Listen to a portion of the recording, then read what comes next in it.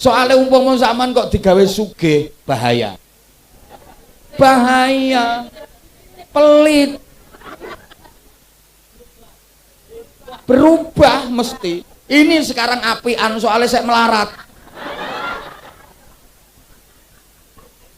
Coba kalau udah kaya, berubah. Ini rahasianya Allah, saking cintanya Allah sama sampean. Allah pengen memasukkan sampean ke surga. Lah dalane sampean digawe melarat. Soalnya lek sampean sugih, dikira kalau udah kiai terus mesti api, matinya mesti husnul khotimah, matinya mesti bawa iman. Kalau kiai terus mesti dijamin surga. Siapa ngomong pret mau? Ya ndak usah pret, wis itu udah mewakili kok.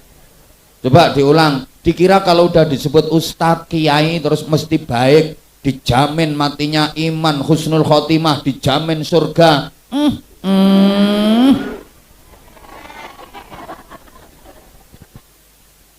Nah, ya ustadz, kiai itu ya padha wae.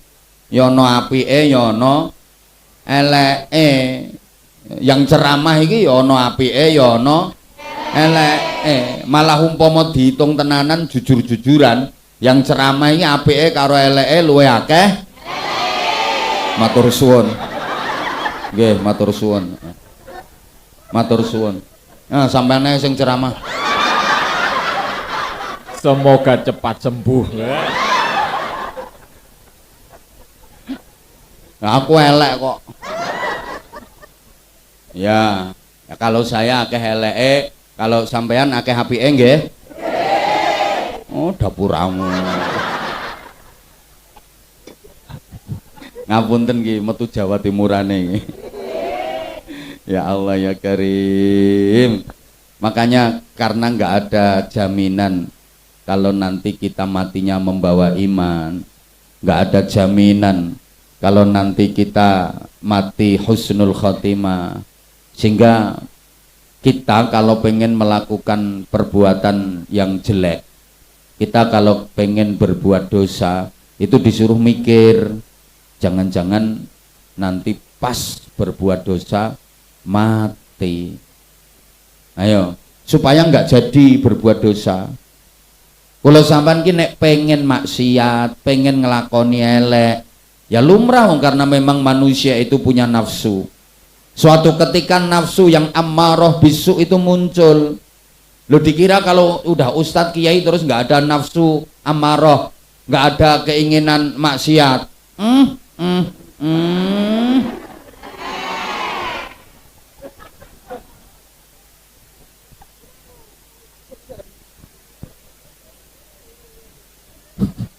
Lo dikira kalau udah ustadz kiai itu ngelihat perempuan yang cantik mulus-mulus ngono terus ora pengen ngono.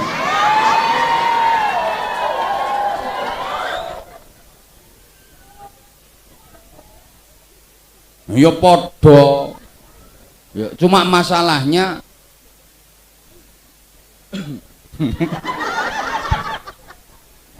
ya jujur Bu, saya kalau neng Bali gini ya, tepak diajak neng pantai terus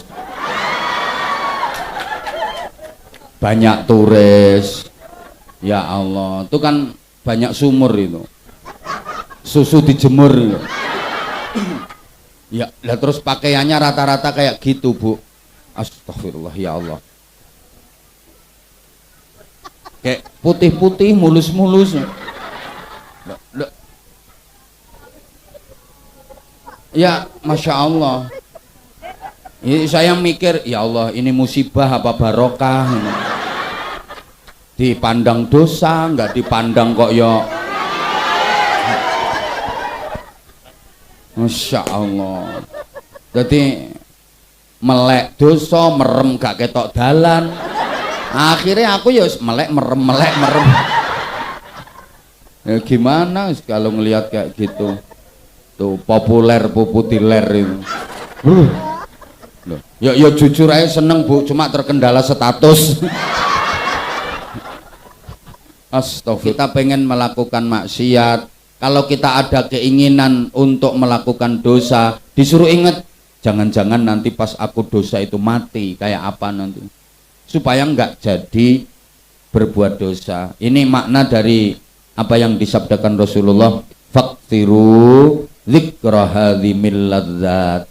Perbanyaklah kalian mengingat-ingat perkara yang bisa memutus macam-macam keenaan. Apa itu? Ya kematian. Orang itu kalau ingat mati, insya Allah nggak jadi berbuat jahat, nggak bakal melakukan maksiat. Pengen mabuk, udah botol minuman keras ini udah dipegang, udah dicukit, tutup botolnya, ciu. Nah itu kan kalau dicukit itu suaranya kan ciu, makanya dinamakan ciu. Nah iya, soalnya nek dibuka tutupnya itu ciu, makanya dinamakan ciu. Udah dipegang gini, tinggal nenggak, terus mikir, aku ingin pas,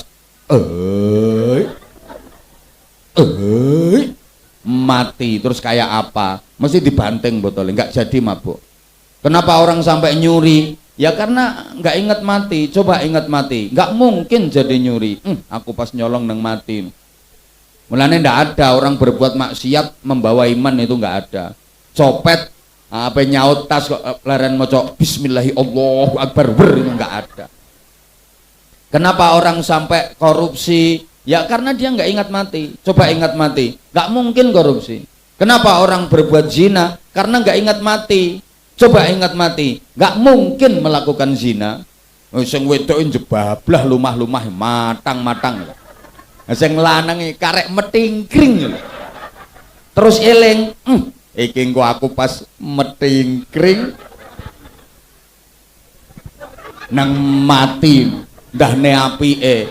Besok langsung viral nanggone medsos. Seorang warga dawuh puri kauh mati metingkring. Dan dia termasuk pengurus rukun kematian.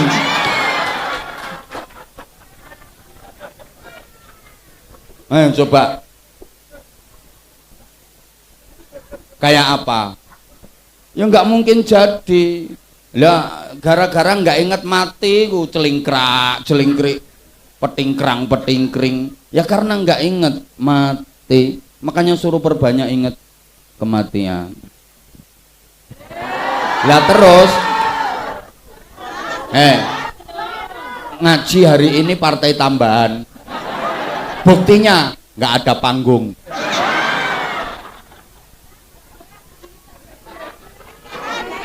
Terus karpet amoh, kembangnya ya kembang-kembangan, ini kembang elek bisa nih. Terus mbuh rapatek niat.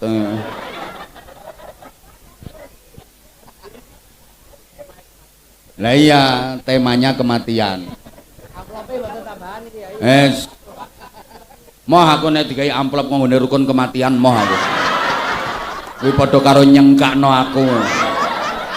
Kalau ada itu kasihkan MC aja. Nah, kayaknya udah siap kok dia.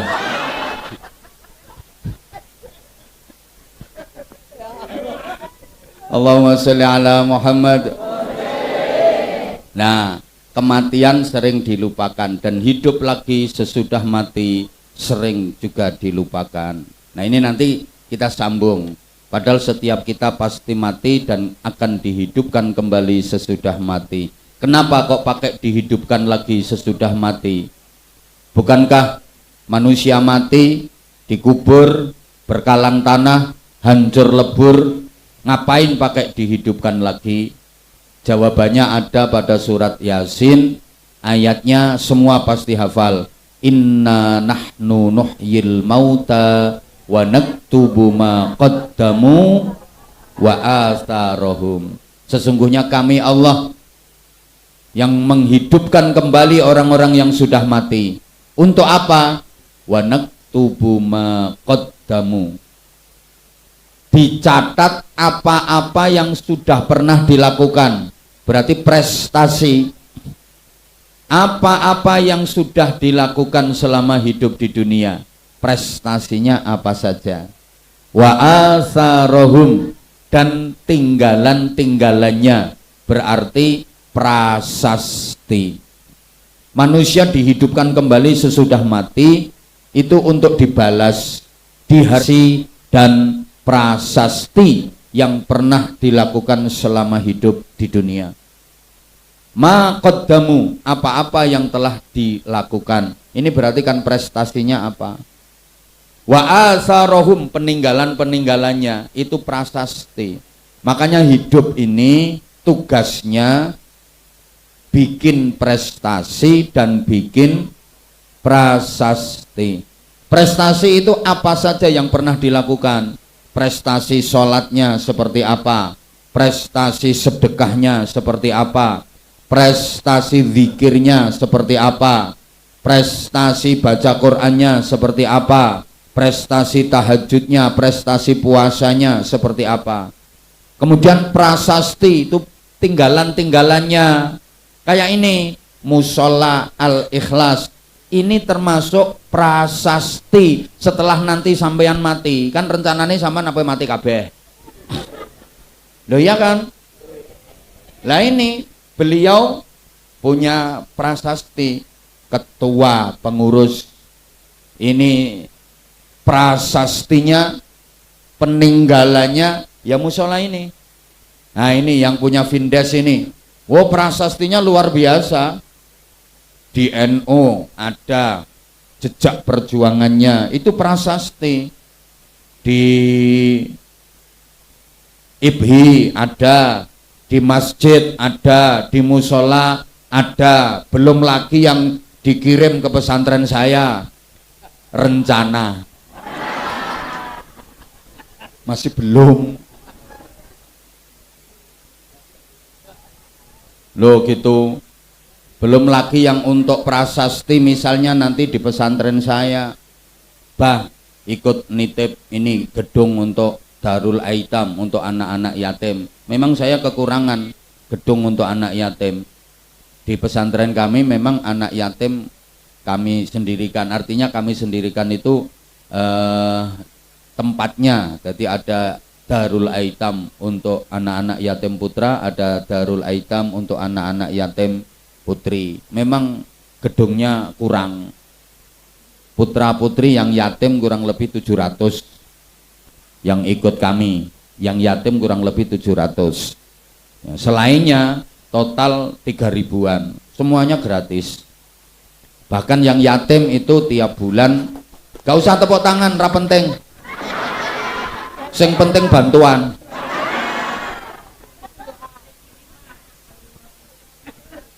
Gitu loh.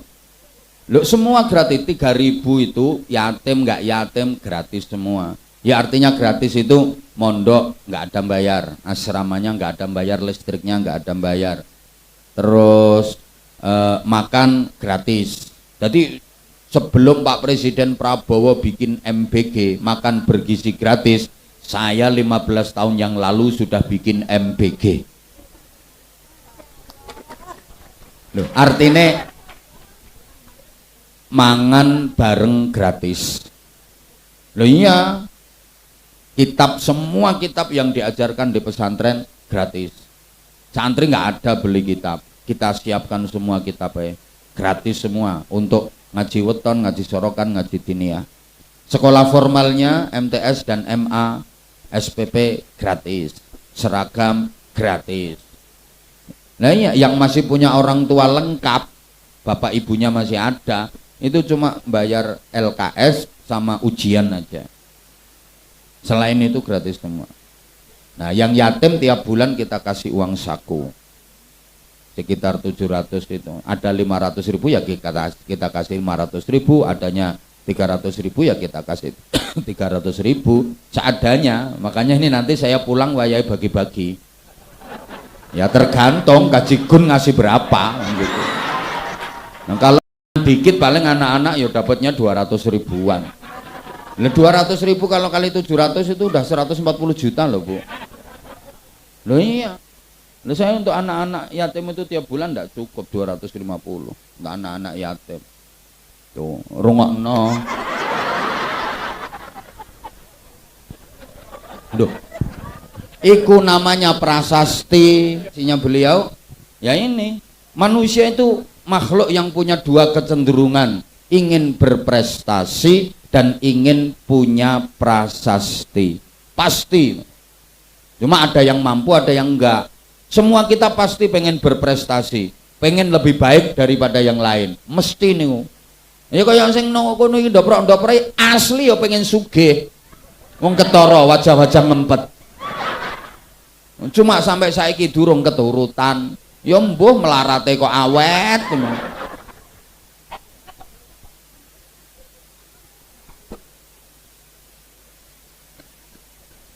Ya Allah.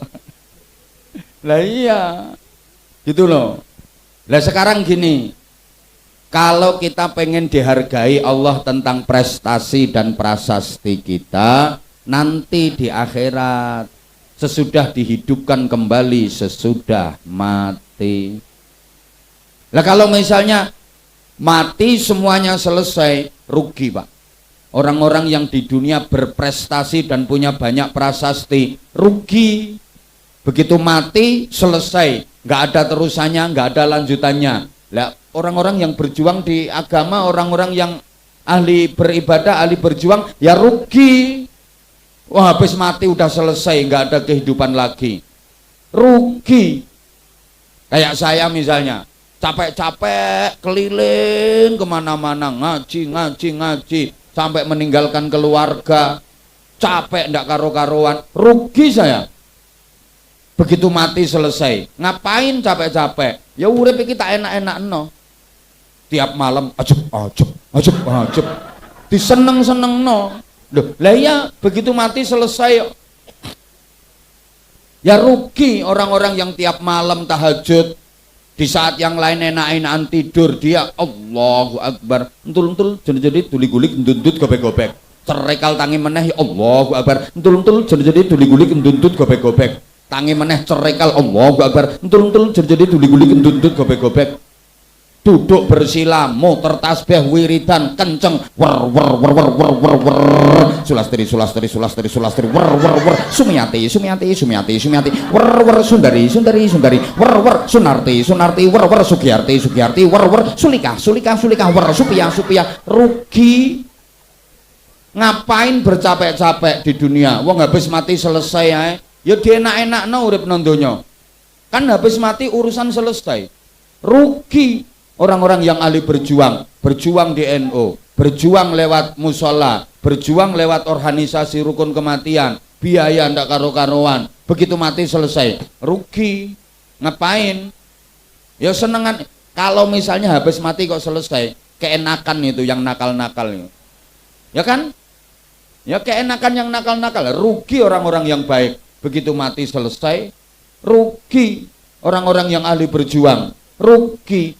Makanya kalau pengen dihargai prestasi dan prasasti, bukan di dunia ini tempatnya. Nanti setelah kita dihidupkan kembali sesudah kematian, kita baru akan dibalas Allah tentang prestasi dan prasasti. Kalau di dunia ini orang soleh sama orang nakal jatahe podo.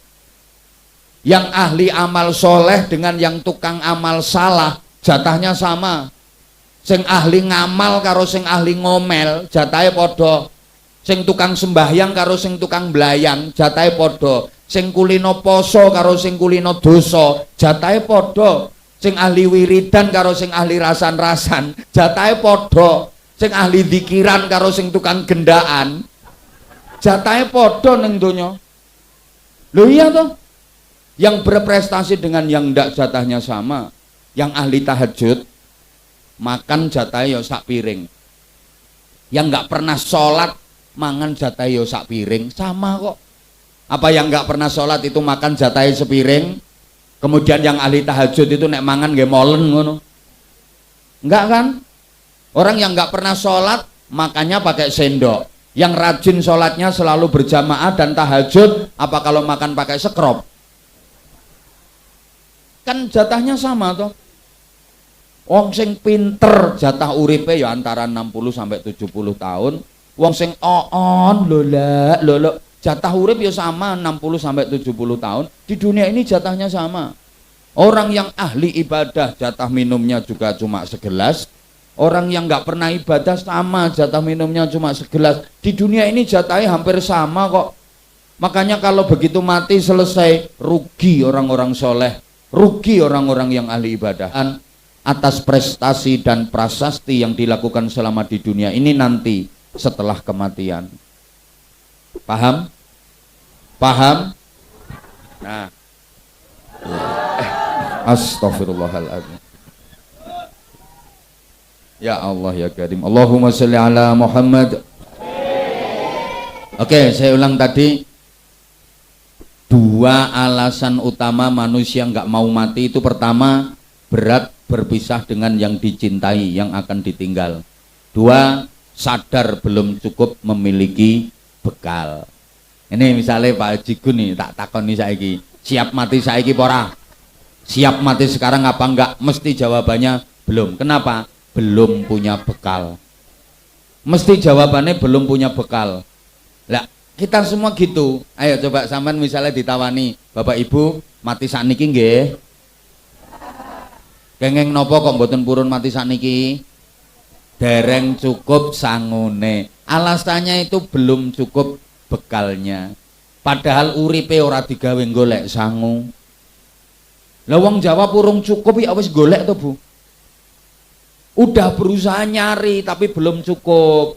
Lah sampean niku lho hidupnya nggak dipakai untuk nyari bekal kok jawabnya belum cukup. On. Belum cukup itu kalau udah berusaha ngumpulin tapi memang belum cukup, itu belum namanya. Lah ngumpulin aja enggak. Bilangnya belum cukup. Pertama, berat berpisah dengan yang dicintai. Apa itu? Donya. Kabeh wong iki seneng donya, betul? Donya iki gampangane simbole dhuwit. Kabeh wong seneng dhuwit, betul? Kabeh dadi apa wae seneng dhuwit. Dadi petani seneng dhuwit. Sing dadi bakul ya seneng dhuwit. Sing TNI Polri ya seneng dhuwit. Sing pegawai negeri ya seneng dhuwit. Sing pejabat ya seneng dhuwit. Sing ustad tak enak. Ya Allah. Loh iya memang iya kok. Ngapunten wes.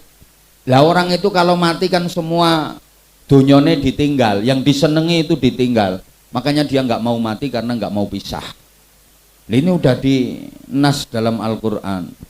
Zuyyina lin-nasi, dihiaskan kepada manusia, siapapun dia, hubbus syahawat, kecintaan, cinta kepada apa saja.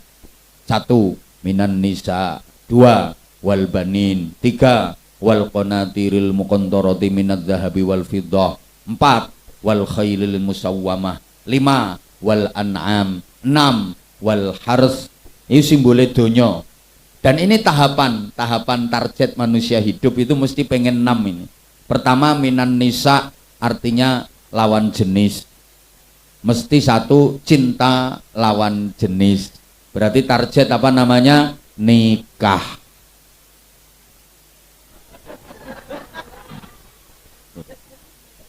Loh, ini ayat Quran ini, tahapan hidup manusia itu gitu Bapak Ibu. Jadi pertama, hubbus syahwat, apa saja. Pertama, minan nisa, perempuan. Nah, kalau perempuan ya rijal, laki-laki, artinya lawan jenis. Pertama, nikah. Ini target. Pokoknya normal mesti kabeh pengen nikah. Target 1. Yang kedua, setelah nikah wal banina, punya anak. Orang nikah kalau nggak punya anak itu sedih, nelongso. Walaupun kaya raya kalau nggak punya anak nelongso. Terutama kalau udah tua. Gini apa mboten? Nah, iya. Kaya nggak punya anak nelongso, pengen punya anak. Kadang sampai alatnya diperiksa no. Iki kurang atos apa kurang lincip, kok apa kurang jebobok apa piye. Loh, al walad samratul fuad, anak itu buah hati. Jadi pertama nikah, kedua punya anak, ketiga wal qanatiril muqantarati minadz zahabi wal fiddah. harta kekayaan yang banyak, berarti kan udah kerja, punya usaha, dan mempunyai harta kekayaan yang banyak, sehingga punya tabungan. Kok minadz zahabi wal fiddah, emas dan perak? Orang dulu itu tabungannya berupa emas dan perak. Kalau orang sekarang, yo ATM, gold and silver. Emas, gold, perak, silver, private. Nah, samanya orang ngerti, orang duwe ATM. ATM-mu kan gue cukup bansos gitu. Duwe ATM gue antri bansos. Loh, targetnya orang hidup itu mesti nikah, punya anak, punya harta kekayaan yang banyak, punya tabungan. Mulane bahasane Quran, wal qanatiril muqantarati minadz zahabi wal fiddah, harta kekayaan yang banyak berupa emas dan perak. Orang dulu itu tabungannya emas dan perak. Kalau sekarang ya gold and silver. Semua pengen asli wi, cuma ana sing ora keturutan. Nomor 4 apa? Wal qanatiril muqantarati minadz zahabi wal fiddah wal khailil musawwamah, kuda yang bagus, kuda pilihan, turangga pinilih.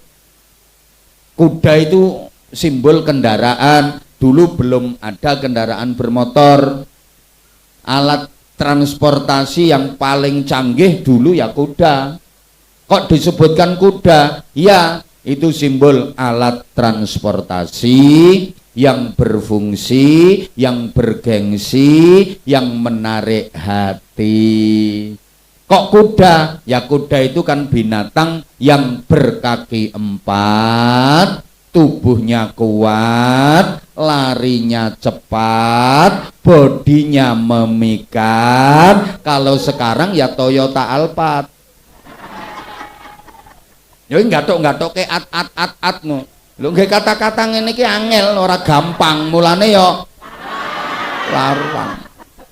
Bu nek pengen murah bojomu kon ceramah. Ngelarang murah itu tergantung kualitas. Lho ya pas lho ya. Makanya yang dilafatkan, yang diredaksikan kuda pilihan, karena kuda itu kakinya berarti kendaraan roda. Kalau roda 2 itu bukan kuda tapi bebek, mio, Scoopy. Target kok terima roda 2. Yo rendah berarti seleramu. Lo setiap kita pasti pengennya itu. Lo ini target kok al khailil musawwamah.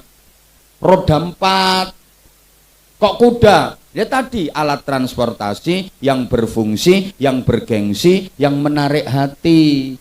Kuda binatang yang berkaki 4, tubuhnya kuat, larinya cepat, bodinya memikat. Kalau sekarang ya kayak mobil.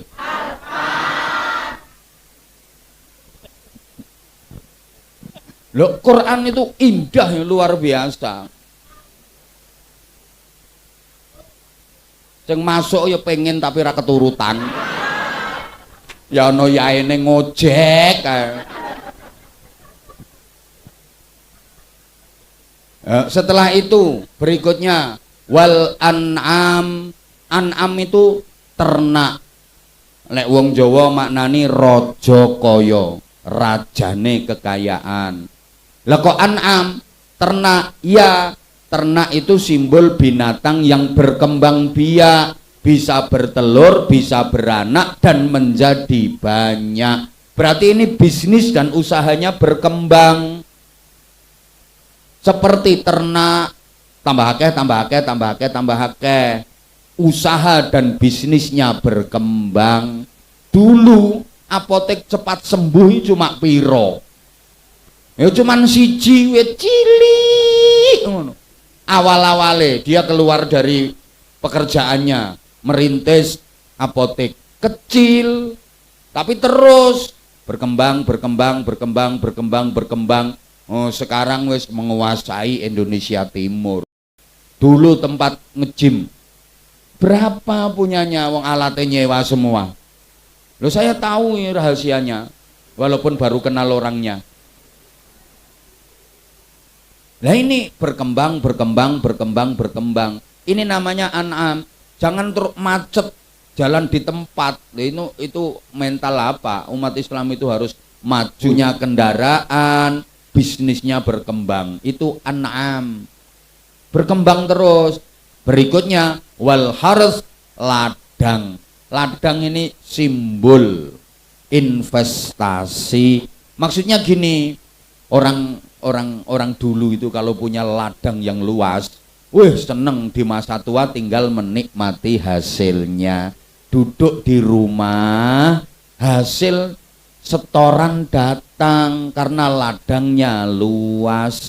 Jadi di akhir kehidupan di masa tua banyak mendekat kepada Allah karena udah punya ladang yang luas, digarapne wong, tunggone ning omah karo lungguh, disetori hasile. Nanti ke depan begitu. Ya nggak harus berupa ladang. Ladang itu bisa toko, ladang itu bisa PT, ladang itu bisa CV, ladang itu bisa macam-macam usaha. Lah itu kalau udah mati ditinggal semua, makanya nggak mau mati. Ini kita kon mati saiki nek gelem.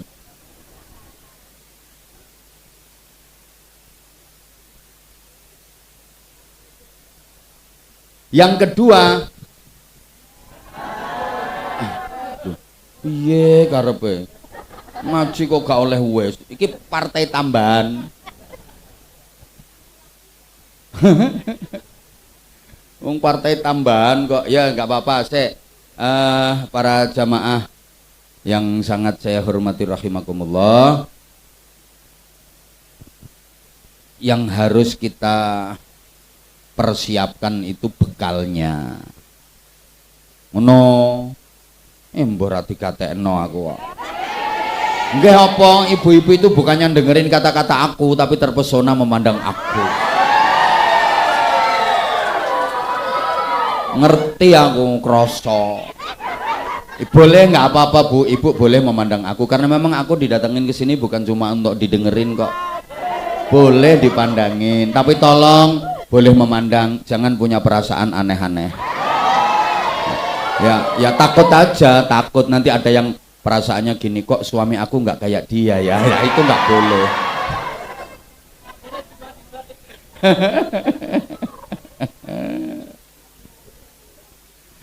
Masya Allah. Sehingga gini, kita harus terus belajar meninggalkan dunia, bukan belajar meninggal dunia, tapi belajar meninggalkan dunia. Awas, jangan disalah artikan.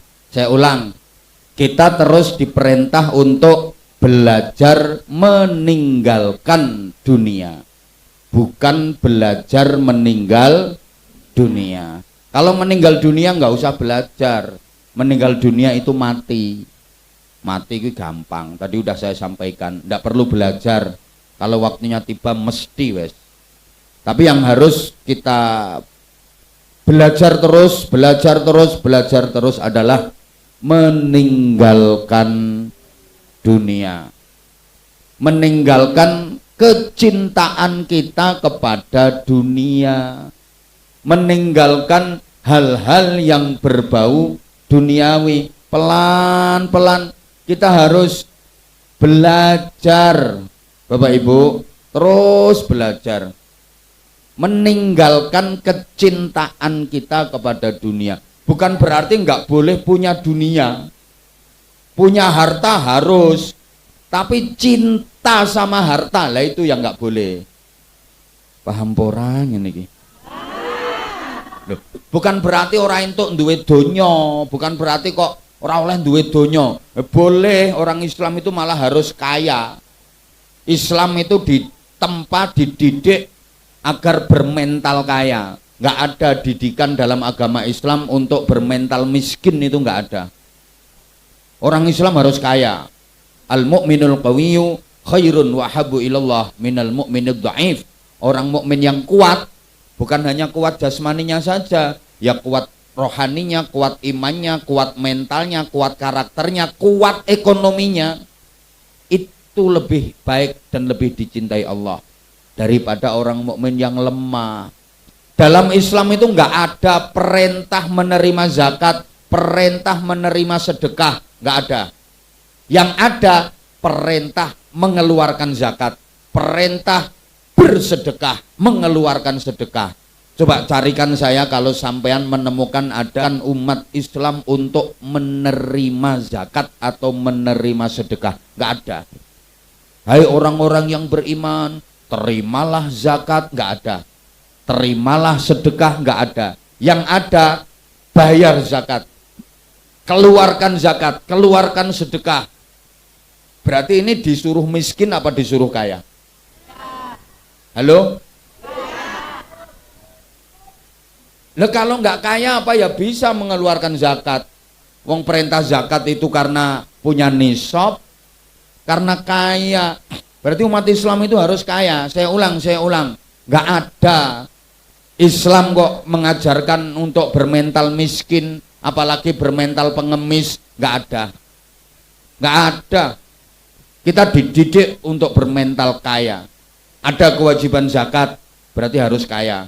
Ada kewajiban rukun Islam namanya haji. Gimana supaya bisa menjalankan rukun Islam yang namanya haji itu? Harus istitoah. Bu? Boten wonten didikan miskin dalam Islam itu ndak ada. Malah dilarang. Jangan meminta-minta, itu malah dilarang. Orang yang suka meminta-minta kepada manusia, suka ngemis-ngemis, dilaknat, dan besok di akhirat di wajahnya nggak ada dagingnya sama sekali. Keadaannya kayak tengkorak. Itu khusus bagi orang-orang yang suka meminta-minta. Ndak boleh kok. Berarti orang Islam itu harus kaya. Bukan berarti nggak boleh punya duit, jangan salah. Yang nggak boleh itu cinta sama kekayaan dunia, hubbud dunia. Bahasa Inggrisnya kedonyan. Niku sing nggak oleh. Kamu tak jelas wis. Kedonyan itu nggak harus orang kaya. Banyak kok orang kaya yang tidak kedonyan.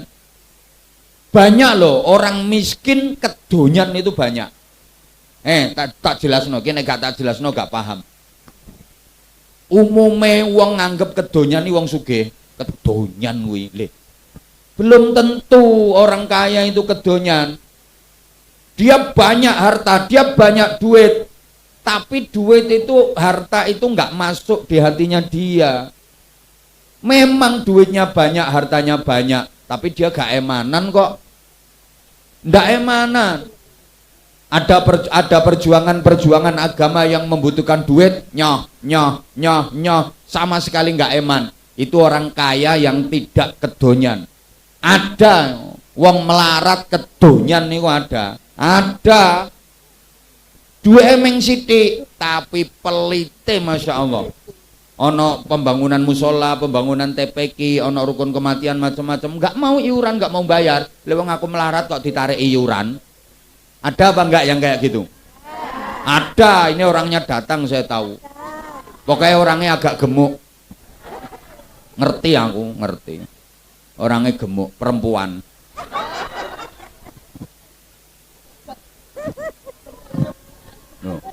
Kedonyan itu namanya. Ada anak yatim, yang lain santunan-santunan dia nggak ngasih. Ya kedonyan. Ya tentu ukurannya beda. Ukurannya kajigun sama ukurannya jenengan beda bu.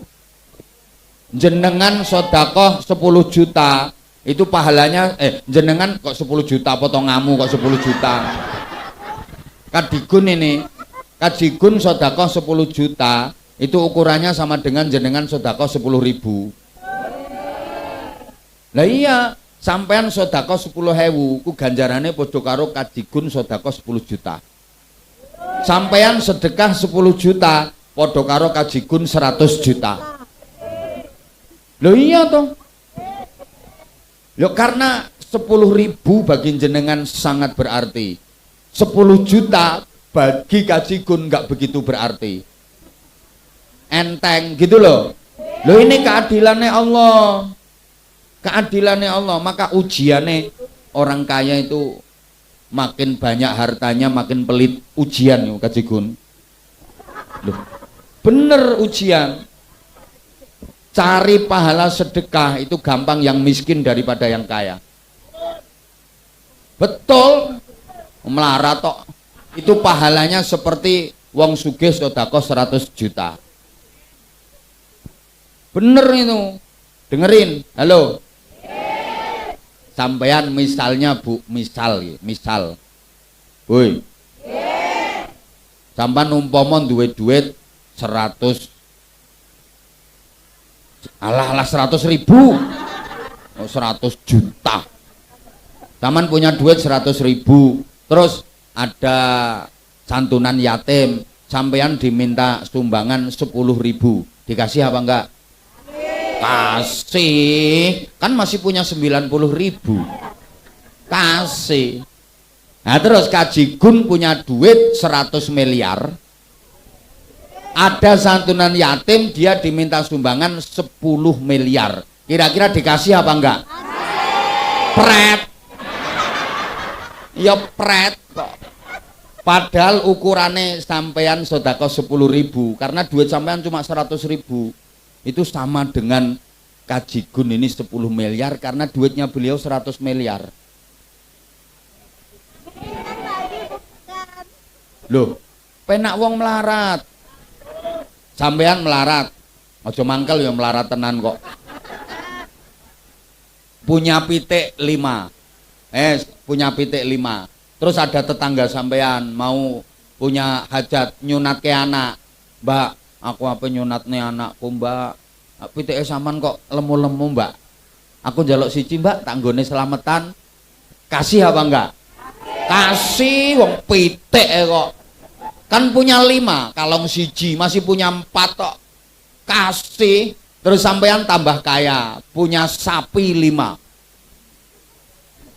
Lemu-lemu. Terus ada tetangga sampean mau mantu, pemetuki sampean, mbak sapine sampean lemu-lemu, aku apa mantu mbak, aku njaluk siji mbak tak gawe mantu. Kasih apa enggak? Ya kasih teletonge. Ya kasih teletonge. Loh, ketika udah kaya sedekah sapi berat, padahal dulu waktu masih miskin sedekah ayam ringan. Mulane sampeyan digawe melarat karo Gusti Allah. Ini karena Allah sayang sama sampeyan. Soalnya umpama sampean kok digawe sugih, bahaya. Bahaya. Pelit. Berubah mesti. Ini sekarang apian soalnya saya melarat. Coba kalau udah kaya berubah. Ini rahasianya Allah, saking cintanya Allah sama sampean. Allah pengen memasukkan sampean ke surga. Lah dalane sampean digawe melarat. Soalnya lek sampean sugih, wah kemungkinan besar neraka sampean. Deh, gini le, gini. Sampean maaf ya yang melarat jangan kecil hati ya. Itu cara Allah supaya sampean masuk surga. Banyak loh orang yang di dunia ini tampilannya seperti orang mulia, terhormat, dia kaya raya, padahal itu cara Allah untuk menyengsarakan dia. Cara Allah agar dia masuk neraka. Banyak loh orang yang di dunia tampilannya seperti terhina, menderita, miskin, padahal itu cara Allah untuk memuliakan dia, cara Allah untuk memasukkan dia ke surga. Gini tak kasih contoh, ini kalau nggak dikasih contoh mesti nggak paham. Soalnya yang sebelah sini nih emang tak akui cantik-cantik. Tapi oon weh. Maaf sayang, aku kalau bilang oon bukan berarti aku benci, enggak. Itu kan bahasa akrabnya aku. Aku tuh sayang banget sama kamu. Aku orangnya nggak bisa jauh dari kamu. Dah gini, ada orang yang di dunia itu tampilannya seperti mulia, terhormat. padahal dia akan disengsarakan. Ada loh ya, ada loh orang itu, wah naiknya itu mobil mewah, harganya mahal, mobilnya bagus, sopir pribadi canggih, profesional, dan kemana-mana dikawal ketat. Lah koruptor betul? Koruptor ini ditumpakno mobil apik, regane larang, supire canggih, profesional, pengawalan laras panjang, depan belakang, arep dilebokne penjara kuwi. Ada orang yang di dunia tampilannya kayak orang wah, mulia, terhormat, parlente, jas-jasan, nganggo dasi, licin, melinti, bawaan koper di mana-mana dikawal, rumahnya mewah, mobilnya mahal-mahal, padahal itu mau dimasukkan neraka sama Allah. Makanya zaman kalau ada orang yang omahe tumpuk pitu, depan mobil berderet-deret 17, paling murah 5 miliar, ada kolam renang macam-macam, kaya ndak usah meri, zaman lewat melengoso, neraka.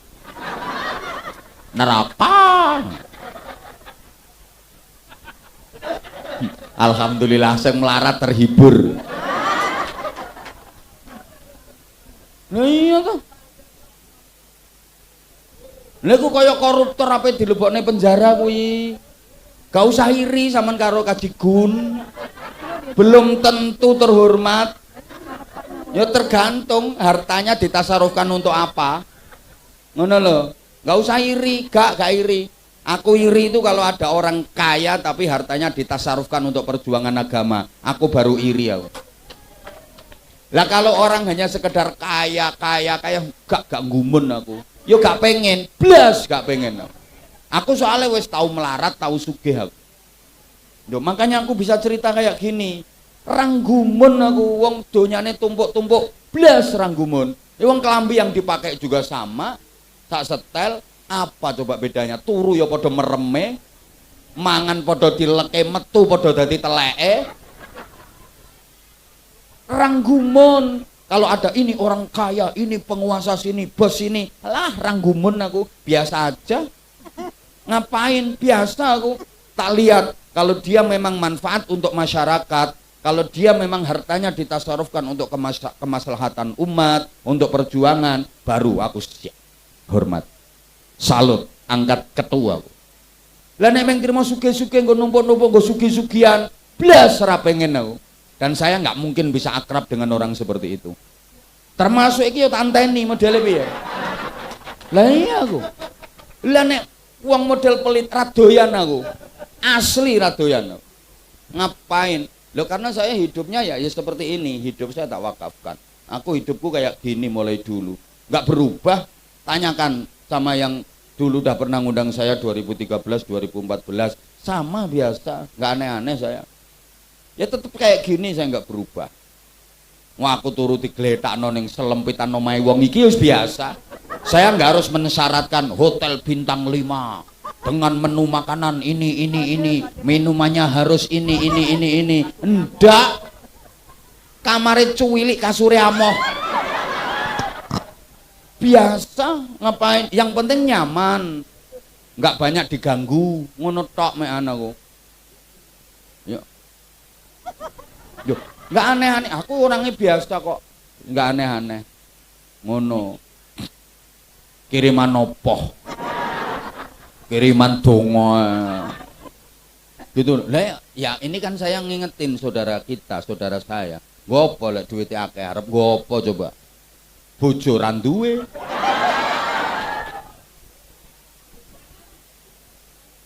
Ayo coba. Ya, udahlah ini enggak rampung ini nanti. Loh.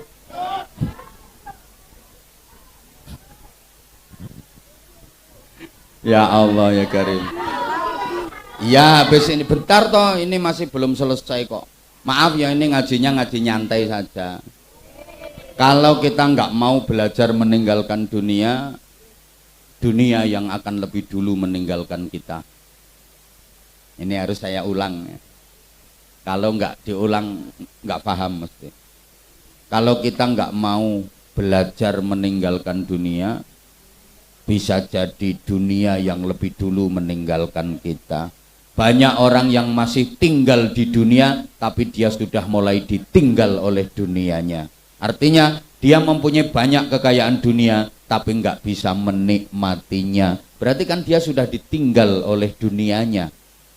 Rumahnya bagus, omahe iki jan api.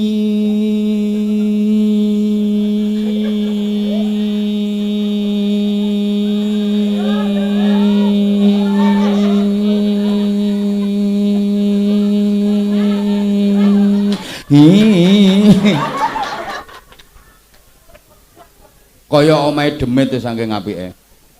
Tapi ternyata dia udah nggak kerasan tinggal di rumahnya. Dia lebih kerasan tinggal di rumah sakit. Lah ya di rumahnya sendiri 4 hari opname 2 minggu.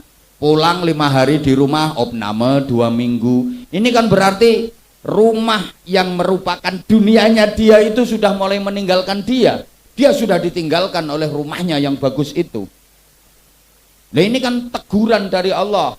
Sebentar lagi akan kau tinggalkan untuk selama-lamanya. Kalau udah ditinggalkan, yo nggak ada gunanya, nggak bisa menolong, nggak bisa membantu. Oke, misalnya Haji Gun ini misalnya punya tabungan ratusan miliar. Oke, ratusan miliar, ya sekarang ratusan miliar. Itu pasti suatu saat akan ditinggalkan. Kalau tidak, ratusan miliar itu yang akan meninggalkan dia. Mulane sampean ra usah pengen. Dia loh meskipun duitnya ratusan miliar, paling cuma nyekel catetane tok. Lah sampean tak yo iso nyatet dhewe. Rumangsamu terus dhewe ning omahe ana tumpukan duit. Ndak, mek catetan tulisan 300 miliar. Catetan tok. Nah sampean nak yo iso to gawe luwe akeh 800 miliar. Nanti gawa iki lho dhuwitku 800 miliar. Padha-padha catetan ae kok. Betul enggak? Tutne iki nek mangan sate ana pirang sunduk, paling 3 sunduk, 5 sunduk. Orang ngira sampai 200 sunduk walaupun duitnya akeh. Padha karo sampean. Nggih napa mboten? Nek ora percaya sampean mangane tempe iki mangane sate. Nek wis mlebu metune padha. Rumangsane sing mangan sate terus esuk metune sundukan renteng-renteng. Banyak orang yang masih di dunia tapi sudah ditinggal oleh dunianya. Dia mempunyai banyak kekayaan dunia tapi nggak bisa menikmatinya. Mobilnya larang-larang, paling murah regane 3 miliar, jejer pitu, tapi dia kena stroke berat. Dia nggak bisa menumpai mobilnya atau menumpai sampean. Lah siapa yang naiki mobilnya? Malah sopir sama pembantu-pembantunya. Dia numpak geledekan, dorong kursi roda karo keple kabeh. Lah apa artinya mobilnya mewah-mewah harganya miliaran, tumpakane ndekne kursi roda. Wis penceng kabeh, stroke berat mbek metot-metot. Lah yang naiki mobilnya malah sopir sama pembantu-pembantunya, betul?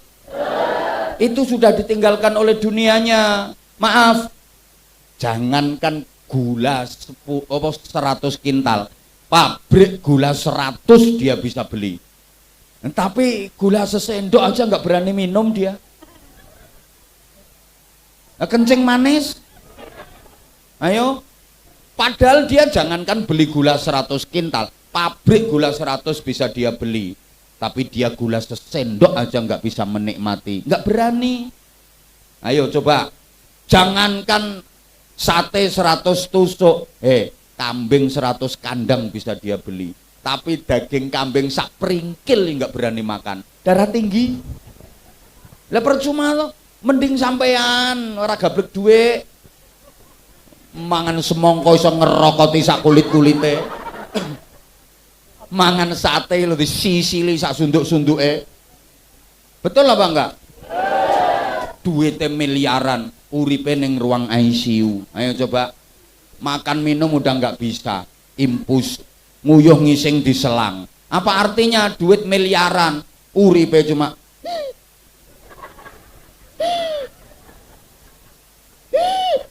siapa ngomong persis? Matur suwun, matur suwun. Suwun. Dikai contoh malah dipersis-persis. Lah apa artine to duit miliaran nih? Urip ning ruang ICU wis gak iso apa-apa karek.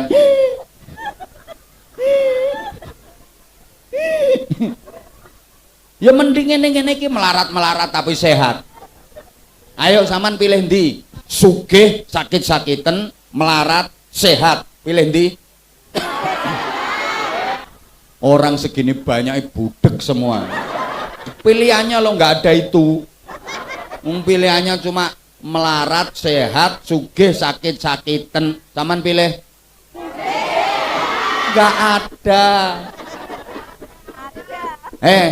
Tak ulangi, milih sehat walaupun sementara melarat.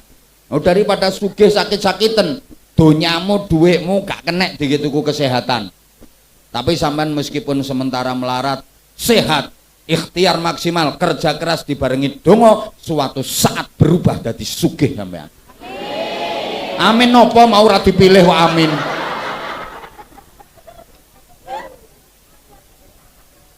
Tadi nggak dipilih kok sekarang amin. Mental melarat yang ngono-ngono kuwi.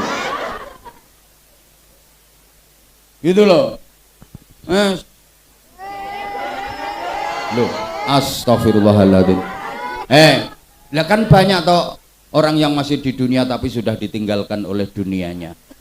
Banyak. Maka ayo belajar meninggalkan dunia. Sehingga nanti pada saat kita benar-benar meninggalkan dunia enteng. Kan udah belajar mulai sekarang. Hidup ini sesungguhnya berjalan mendekati kematian dan makin menjauhi dunia. Masuk ke tahun 2026, bertambah usia berarti berkurang umur sekaligus berkurang jatah hidup di dunia. Jarak dengan kematian semakin dekat. Betul? Lah iya. Hidup ini sesungguhnya Bapak Ibu berjalan terus mendekati kematian, menjauhi dunia. Jadi kita kita hidup ini kayak kita jalan, kita makin menjauh dari dunia. Ini misalnya dunia, situ kematian. Ya, kita berjalan terus, nah, makin menjauhi dunia dan mendekati kematian sampai pada saatnya finish. Inna lillahi wa inna ilaihi. Maka al-kayyisu man dana nafsahu wa amila lima ba'dal maut. Orang cerdas itu orang yang selalu muhasabah, introspeksi diri, evaluasi diri, dan membekali diri dengan amal-amal kebaikan untuk menghadapi kematian sebagai bekal menjalani kehidupan yang selamanya. Orang cerdas itu orang yang mendekati sesuatu yang makin dekat dan menjauhi sesuatu yang makin jauh. Orang bodoh, dia menjauh dari sesuatu yang makin dekat, dia malah mendekati sesuatu yang makin jauh. Mesti bingung iki, mesti bingung. Soalnya rupane ayu tapi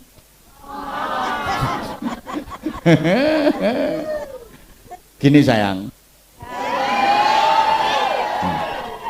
Emang aku sayang sama kamu. Lah kalau aku nggak sayang sama kamu, ngapain aku jauh-jauh datang ke sini? Capek-capek aku nemuin kamu. Kan karena aku sayang sama kamu. Ya Allah. Ya Allah. Itu orang cerdas. Orang cerdas itu mendekati sesuatu yang makin dekat. Apa? Jarak kematian. Jarak kematian makin dekat, maka dia mendekat dengan cara mempersiapkan diri, mengoptimalkan hidup ini untuk bekal kematian. Itu orang cerdas. Menjauhi sesuatu yang makin jauh. Apa? Dunia. Makin jauh kita tinggalkan, terus kita jauhi, kita jauhi, kita jauhi, sehingga nanti pada saatnya benar-benar meninggalkan enteng. Kan harus belajar mulai sekarang enteng. Lah sedangkan orang bodoh, dia malah menjauh dari sesuatu yang makin dekat, kematian makin dekat, tapi dia malah menjauh. Dia nggak mau mempersiapkan diri.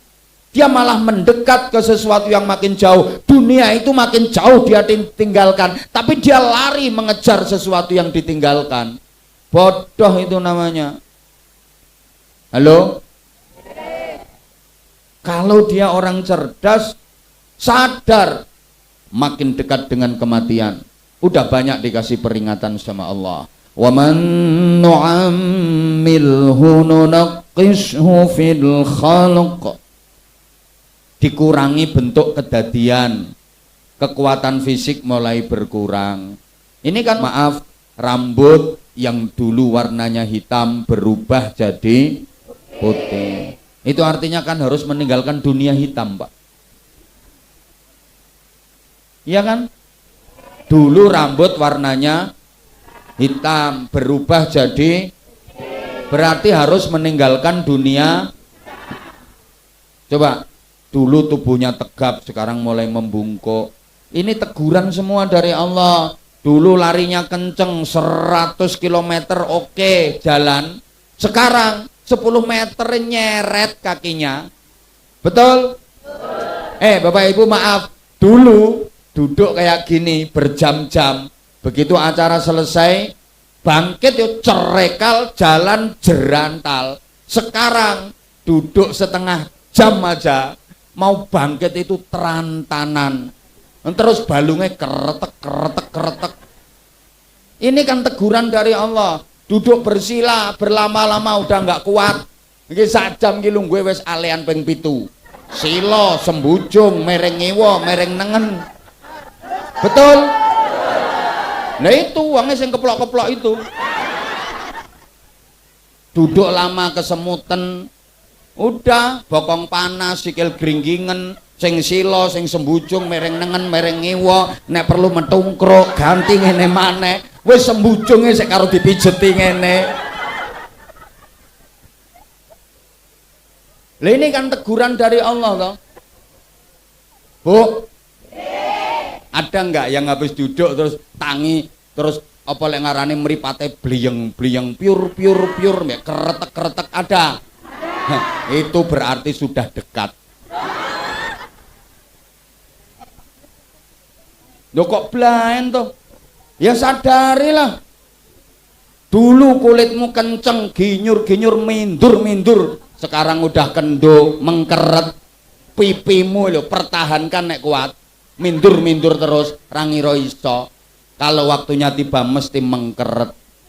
Gigi dulu utuh, sekarang mulai merotoli.